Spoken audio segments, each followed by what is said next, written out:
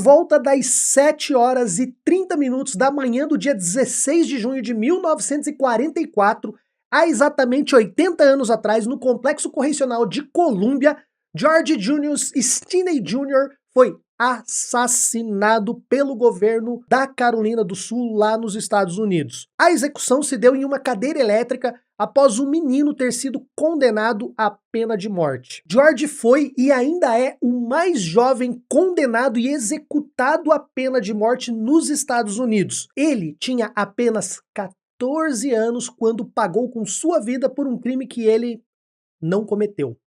Pois é. Estamos diante de mais um erro do sistema judiciário que roubou a vida de mais um jovem adolescente negro. Muitos dos que perderam suas vidas dentro desse sistema não chegaram sequer a serem julgados. Quase sempre são executados pela própria polícia. George não. Ele foi levado a um tribunal que se deu apenas ao trabalho de outorgar ao Estado o papel de carrasco e executor. Fala pessoal, tudo bem com vocês? Confesso que comigo não tá muito legal não, porque pesquisar, roteirizar e gravar sobre o tema do vídeo de hoje foi muito pesado, desanimador e revoltante. Revoltante porque, de certa forma, parece que vivemos presos dentro de um loop diabólico de histórias, de erros e mais erros de todo um sistema judiciário que, de tanto errar no mesmo sentido, já me faz questionar há muito tempo se é só erro ou erro é um eufemismo para um projeto eugenista de genocídio do povo negro. Aliás, para não me deter muito nesse ponto, já quero lembrar que já abordei esse tema em um dos docs lá no canal Meteoro Brasil, que vai estar linkado aqui no comentário fixado sobre essa questão da violência policial. No dia 22 de março de 1944, lá em Alcolu, na Carolina do Sul, nos Estados Unidos, duas amiguinhas, a Betty June Bickner, de 11 anos, e a Mary Emma Thames, de 7 anos, saíram para passear de bicicleta com o objetivo de procurar algumas flores que eram conhecidas como Maypop's Flower, ou Flor da Paixão, que é uma espécie de flor de um maracujá silvestre que era comum naquela região. Elas seguiam pedalando próximo aos trilhos de trem e no caminho elas encontraram o George Stinney Jr., de 14 anos, juntamente com a sua irmãzinha, a Amy, de 7 anos. As meninas pararam e perguntaram se George ou sua irmã sabiam onde encontrar essas flores. Eles responderam que não e as meninas então continuaram o seu caminho. Como elas não retornaram para casa naquele dia, à noite as notícias sobre o desaparecimento delas rodaram a vila e George chegou a comentar com seus pais e com seus irmãos, entre eles o Charles Stinney, que havia visto uma menina ainda de dia com a sua irmã. Na verdade, havia visto as meninas. Seu pai e ele, o próprio George, se juntaram às buscas que estavam iniciando com cerca de 100 a 200 pessoas aproximadamente. No dia seguinte, dia 23 de março, os corpos das duas meninas foram encontrados em uma espécie de vala rasa e larga que fica em uma propriedade de um gerente de uma madeireira, George Burke Sr. E guarde bem esse nome, George Burke. Aliás, para ficar mais claro, nós temos aqui nessa história 4 Georges. E eu vou explicar antes, porque senão de repente vocês vão acabar ficando confusos. Nós temos o George Stinney Sr., que era pai do menino George Stinney Jr., que foi executado. E nós temos o empresário agrícola e madeireiro George Burke Sr. e seu filho George Burke Jr., que trabalhava na madeireira com seu pai. Ou seja, são 2 pares de Georges, 2 Georges pais e filhos aqui nessa história. Outro ponto importante para a gente ter em mente é que foi na Carolina do Sul que começou a Guerra Civil Americana, além de ter sido esse o primeiro estado a se separar dos Estados Unidos em 1861. E em 1944, a pequena comunidade de Alcolu vivia ainda a plena segregação racial, onde os negros moravam do outro lado do trilho de trem que separava a pequena vila em 2 vilas. E havia então, naquela época, uma igreja, uma escola, tudo, um bebedouro para as pessoas brancas, separado, ou seja, havia outro bebedouro, outra escola, outros brancos para as pessoas negras. Voltando à história, como nós dissemos, as duas meninas foram encontradas na propriedade de George Burke Sr. e foi constatado que elas haviam sido brutalmente mortas com golpes na cabeça que chegaram mesmo até a desfigurar os seus crânios. Junto com elas estava a bicicleta, que estava com a roda dianteira fora do quadro. E por fim, foram encontradas possíveis marcas, possíveis sinais de agressão sexual em uma das meninas. Agora, você pode estar pensando, será que eu já ouvi uma história parecida com essa em alguma outra situação? Tipo, algum filme, sei lá? Pois é, se você assistiu o filme À Espera de um Milagre, talvez você vá se recordar de algo semelhante. Esse filme, ele foi baseado em um livro escrito pelo Stephen King.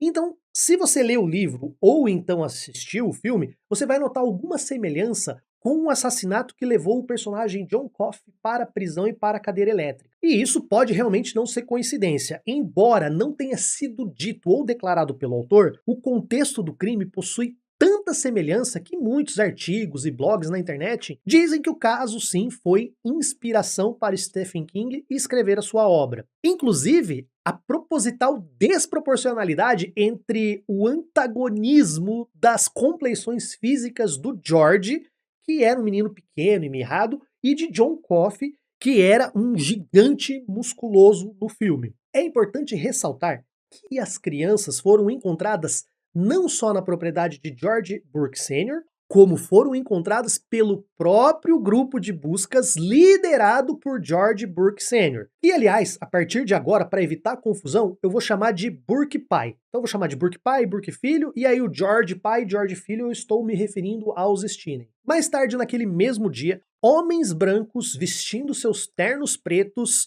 em um carro preto chegaram na casa de George Stinney, onde ele estava somente com seu irmão mais velho, o Johnny, e a pequena Aimee, que, quando viu aquele carro chegando, se assustou e se escondeu dentro de um galinheiro. Charles e seus pais não estavam em casa. George e Johnny foram então algemados e levados embora. Algumas horas depois, na mesma noite, George Stinney pai foi demitido da madeireira onde ele trabalhava. Detalhe, ele era funcionário exatamente de Burke pai. Logo em seguida, ainda naquela noite, foi se formando um burburinho e uma aglomeração de pessoas que estavam até dispostas a linchar os responsáveis pela morte das menininhas. Então George Stinney pai e sua família acabaram fugindo para a casa de seus avós lá em Pinewood, outra cidade. Johnny, o irmão mais velho que foi detido junto com George, que não morava na casa dos pais, ele estava lá só fazendo apenas uma visita, quando foi detido, acabou sendo liberado pela polícia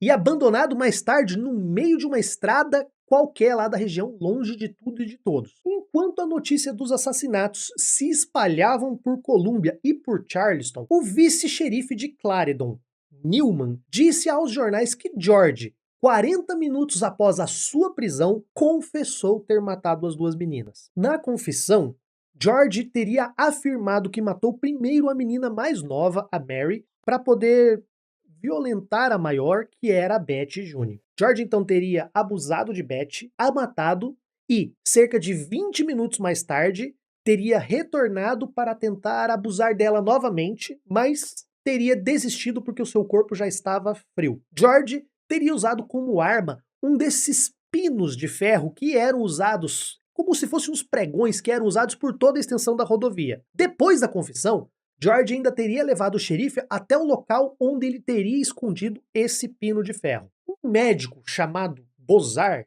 atestou os ferimentos, falou que as meninas ainda tinham o ímã intacto. Mas Betty, a mais velha, tinha leves hematomas ao redor da área genital. Laudo esse que foi utilizado para assegurar a versão de violência sexual. Diante da brutalidade e da pressão dos moradores da região, e também de um advogado que era um senador estadual e ali mexeu seus paninhos, o julgamento de George foi agilizado e, apenas 31 dias depois da prisão, no dia 24 de abril de 1944, um julgamento com menos de 3 horas de duração concluiu os seus trabalhos. E um júri completamente composto por homens brancos deliberou em apenas 10 minutos pela condenação sem recomendação de misericórdia de George. E, logo em seguida, o juiz Philip Henry Stowe sentenciou George Stinney à morte por eletrocução. Seu advogado, Charles Plowden,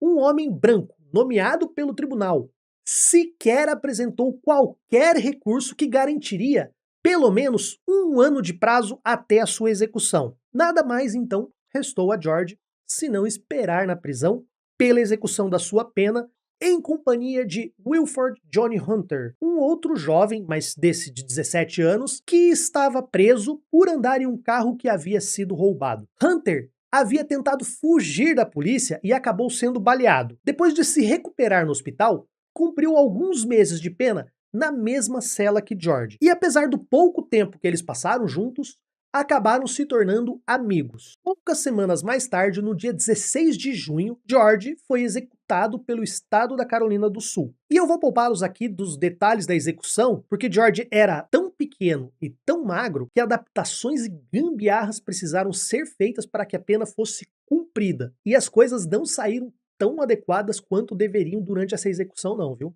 Depois, o caso foi rapidamente esquecido e por mais de 60 anos, quase ninguém mais falou do caso de George Stinney Jr. Em 2013, o recém-formado advogado Matt Burgers estava trabalhando em um caso de um homem negro que passou 1 década na prisão, injustamente acusado de ter incendiado um trailer, pois uma testemunha havia mentido e, olha só, confessado que mentiu 10 anos depois. Tomado de um sentimento de indignação, Burgers comentou o caso de injustiça com o seu chefe, que mencionou um caso de injustiça que havia passado pelo seu escritório e que ainda era muito mais grave. A de um adolescente negro condenado à pena de morte por um júri composto apenas de homens brancos. Seu chefe havia estudado esse caso e tinha a certeza da inocência de George, mas como não tinha encontrado nenhuma solução jurídica para reabrir o caso, ele então acabou deixando aquilo no arquivo. E aí, ele resolveu passar esse arquivo, um frágil arquivo que continha o caso, para Burgers. Burgers se debruçou então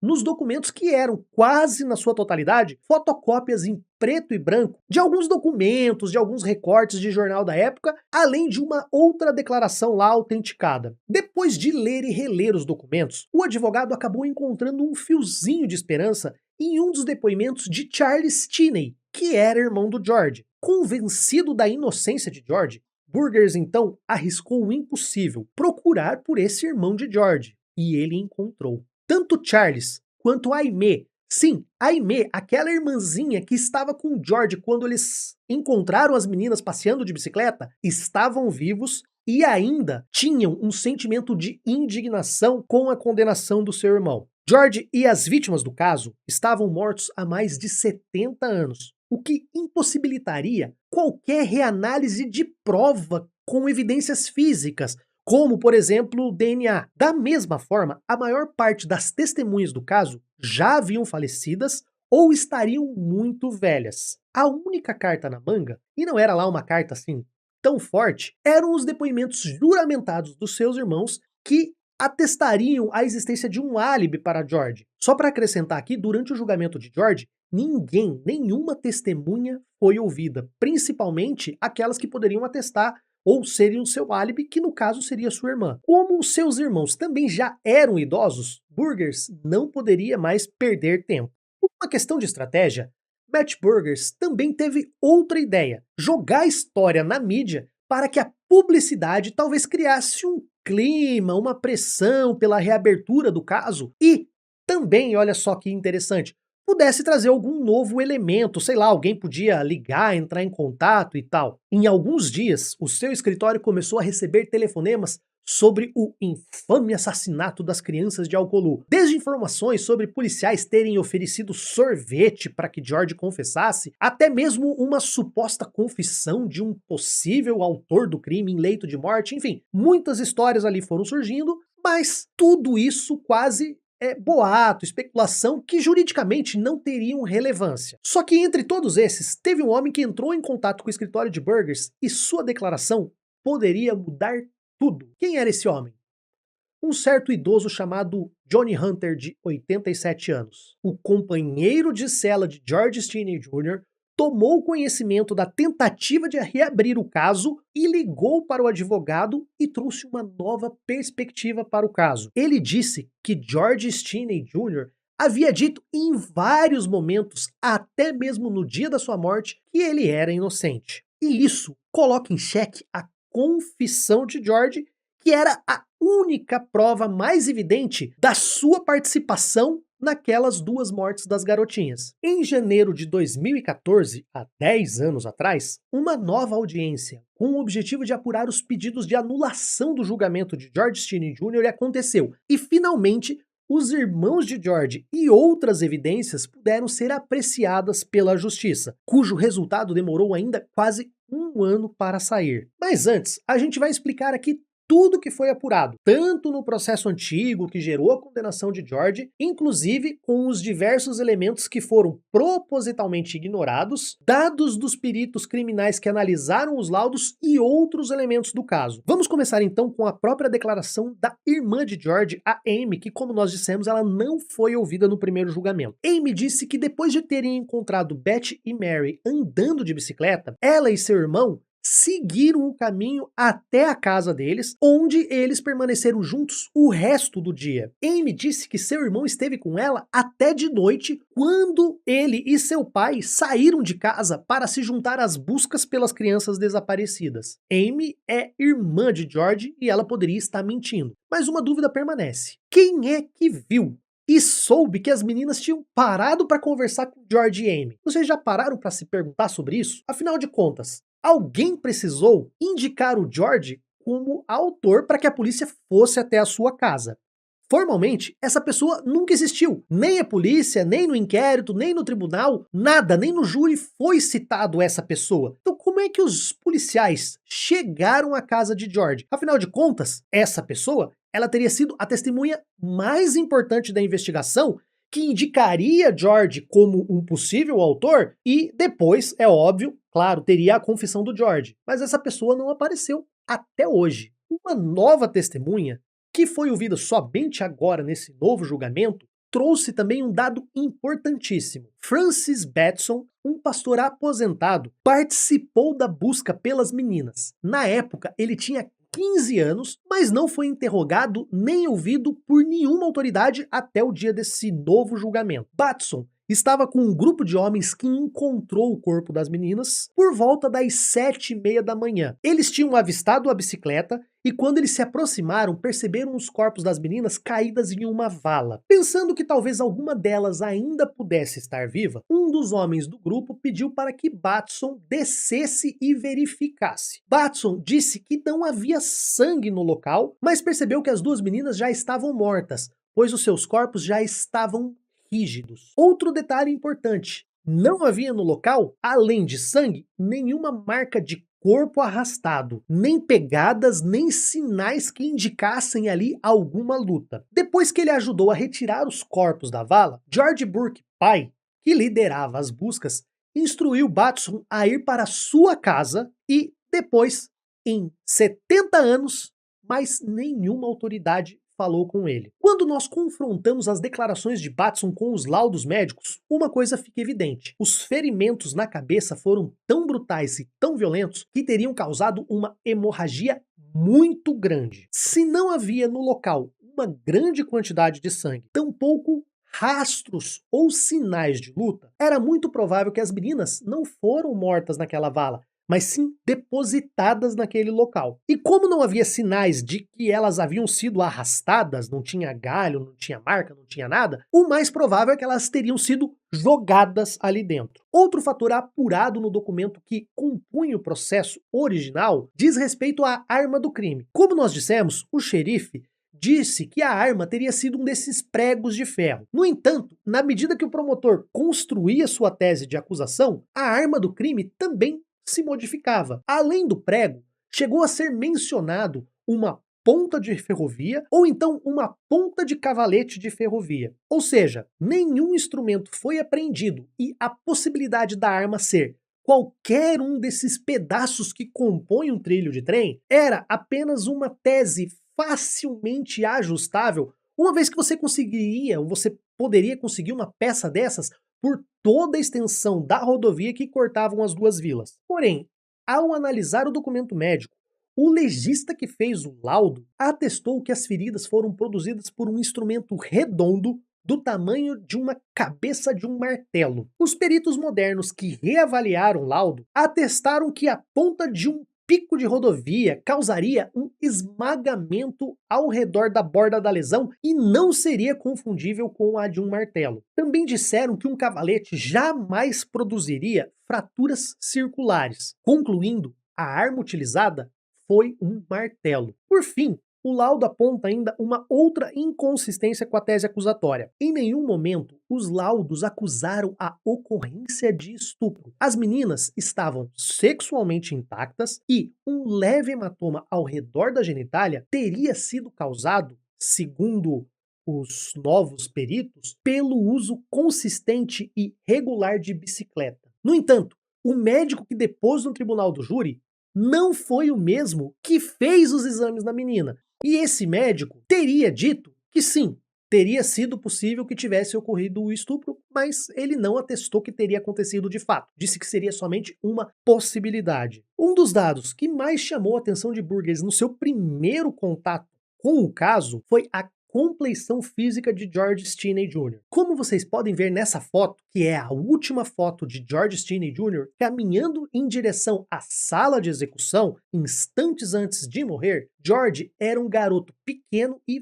franzino. No momento em que foi preso, George tinha 1,55 m de altura e pesava 43 quilos. Como é que George, com seu tamanho e peso, teria sido capaz de matar com tamanha violência duas meninas a ponto de provocar deformações em seus crânios? E mais do que isso, como teria sido ele capaz de carregar duas meninas no colo e atirar elas do alto dentro de uma vala?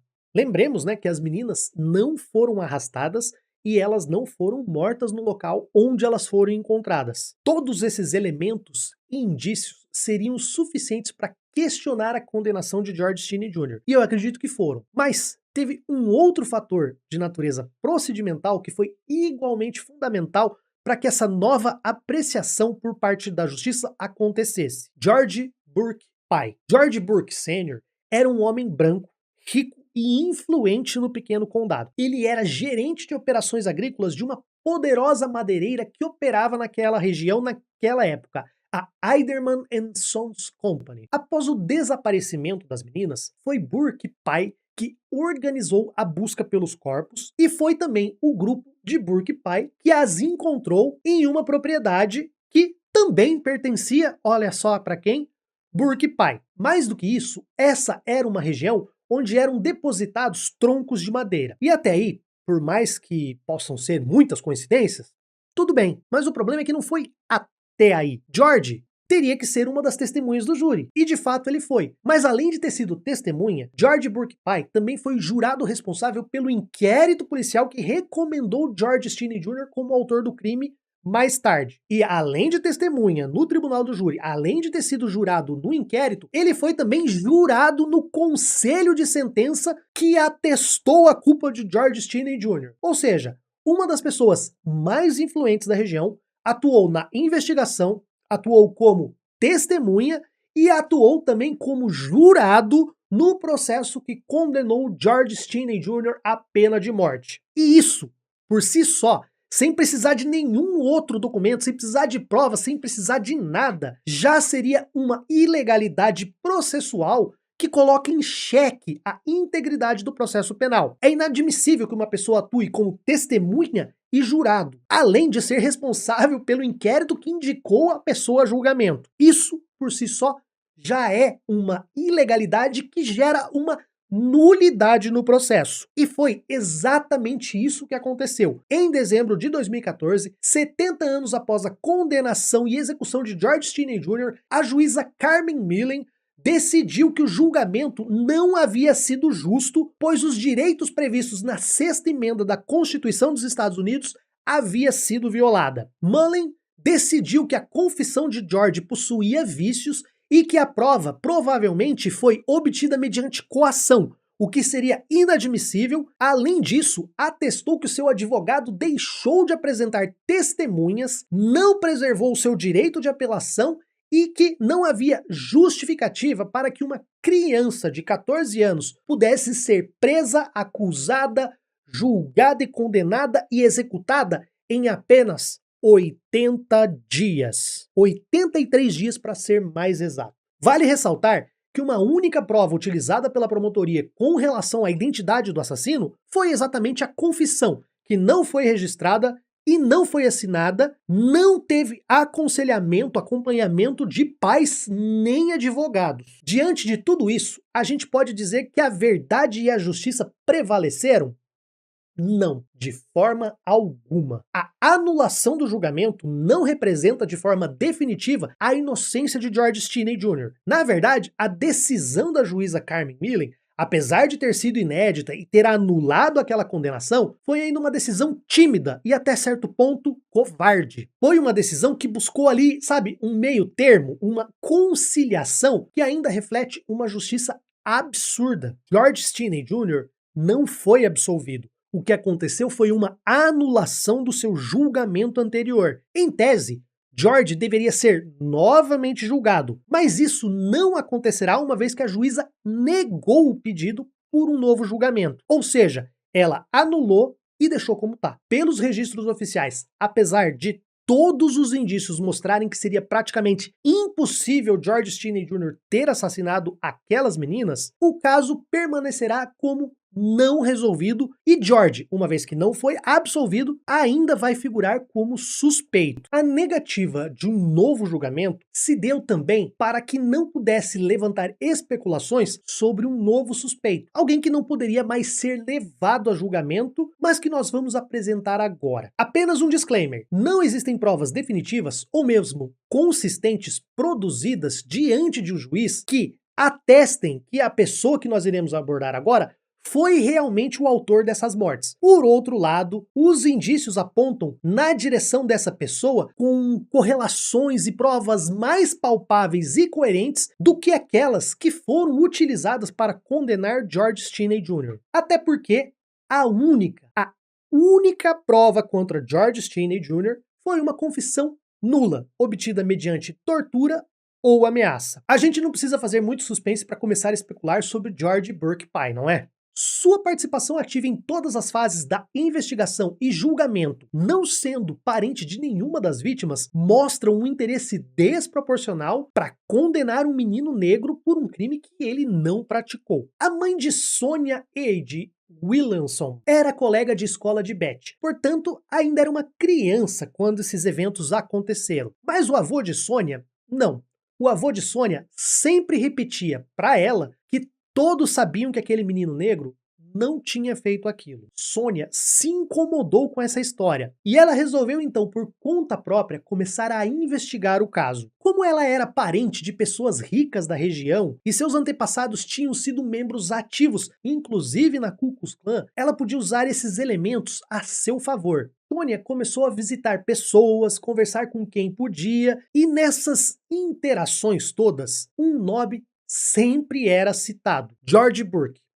Mas não o pai, e sim o filho. George Burke Jr. tinha 26 anos quando as meninas foram assassinadas, e ele morreu logo em seguida, cerca de 3 anos depois, em decorrência de problemas renais. Segundo diversos relatos a Sonia, Burke filho era um rapaz problemático e pouco querido. Jesse McCabe, que tinha 96 anos quando conversou com Sonia, relatou que morria de medo de Burke filho e que seus pais não a deixavam chegar perto dele. Jenny Wicks, por sua vez, disse que Burke filho era mulherengo, malandro e propenso a roubar coisas e sair impune. Jenny era filha de um pastor da Igreja Branca de Alcolum. Será que Burke pai teria feito o que fez para acobertar os crimes do seu filho? Dois relatos indicam que sim. O primeiro deles é o de Amy. Amy disse que logo após terem se encontrado com as crianças, um caminhão de madeira passou por ela e seu irmão. Mas o segundo ponto é ainda mais revelador. Sônia procurou o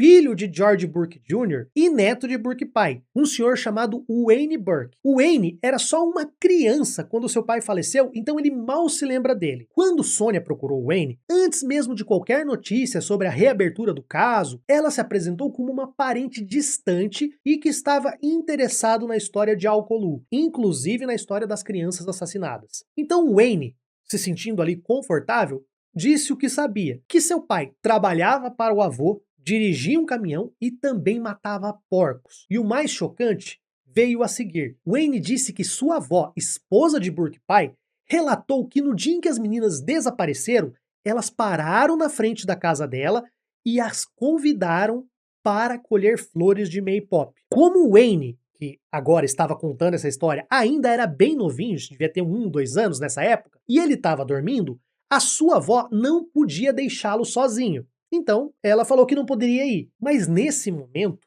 o Burke filho chegou em casa com o seu caminhão. Ele estava indo a caminho da propriedade deles, aquele lugar onde eles costumavam descarregar toras de madeira. Burke filho, então, ofereceu carona para as meninas, colocou a bicicleta delas na carroceria e elas entraram e foram com ele. Esse teria sido o relato de Wayne Burke a Sônia. Sônia contou essa história no depoimento dela em juízo, mas a juíza ainda assim não autorizou um novo julgamento, como nós dissemos, e apenas cancelou o antigo. Obviamente, quando a questão da anulação da sentença de George veio à tona, Wayne Burke foi procurado pela mídia e negou que tivesse dito essa história, mas ele confessou que tinha conversado com Sônia. É estranho, não é?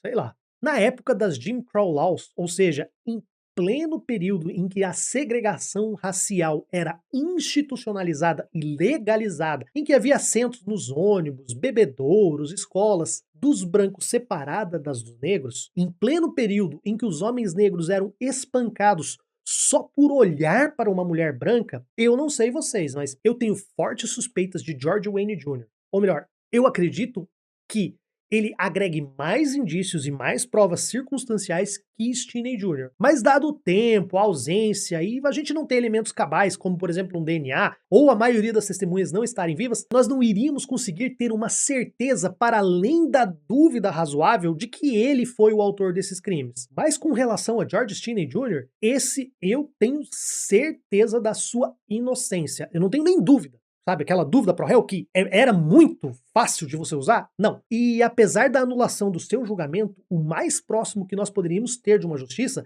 seria se a juíza refizesse o julgamento dele, não precisava levar o Wayne Burke mais, mas refizesse o julgamento de George Stinney Jr. e o absolvesse. Mas essa é só a minha opinião. E vocês? O que vocês acham?